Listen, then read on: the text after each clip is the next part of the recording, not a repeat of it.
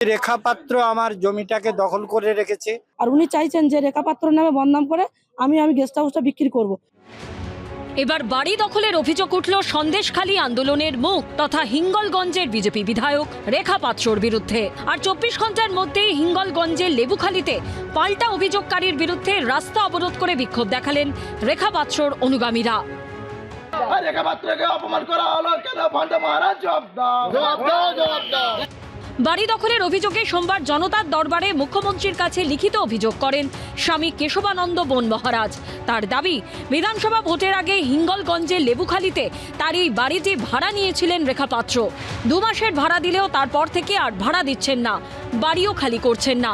এই নিয়েই সোমবার মুখ্যমন্ত্রী শুভেন্দু অধিকারীর দ্বারস্থ হন তিনি। রেখা পাত্র আমার জমিটাকে দখল করে রেখেছে, বাড়িটাকেও দখল করে রেখেছে। প্রথম 2 মাস মানে মার্চ এপ্রিল এইটার ভাড়া দেওয়ার পরে আর ভাড়া 3 মাস হয়ে গেল কোনো ভাড়া দেয় না।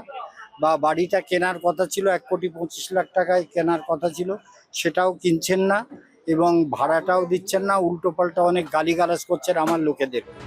যদিও তার বিরুদ্ধে ওঠা এইসব অভিযোগ অস্বীকার করেছেন হিঙ্গলগঞ্জের বিজেপি বিধায়ক।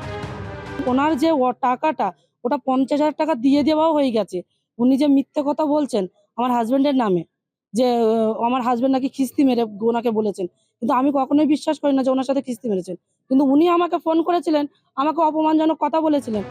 বিজেপি বিধায়ক রেখা পাত্রর বিরুদ্ধে অভিযোগ তোলার 24 ঘন্টার মধ্যেই পাল্টা স্বামী কেশবানন্দ বন মহারাজের বিরুদ্ধে একাধিক গুরুতর অভিযোগ তুলে লেবুখালী বাসস্ট্যান্ডের কাছে রাস্তা অবরোধ করে বিক্ষোভ দেখালেন রেখা পাত্রর অনুগামীরা।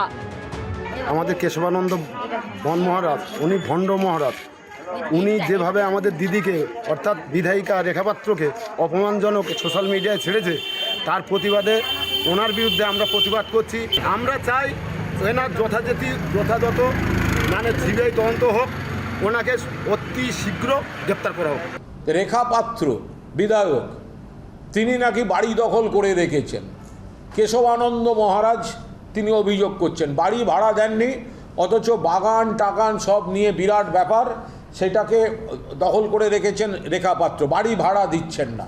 মুখ্যমন্ত্রী জনতার দরবারে গিয়ে হাজির হচ্ছেন। তো হচ্ছে কি যে চারপাশে যা যা ঘটছে 2-3 মাসের মধ্যে, একদিকে ভয়ঙ্কর তোলাবাজি, অন্যদিকে সব খারাপ অভিযোগ।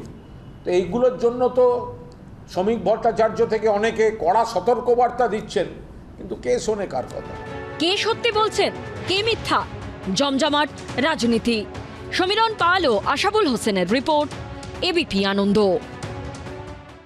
এবিপি আনন্দ, এগিয়ে থাকে, এগিয়ে রাখে।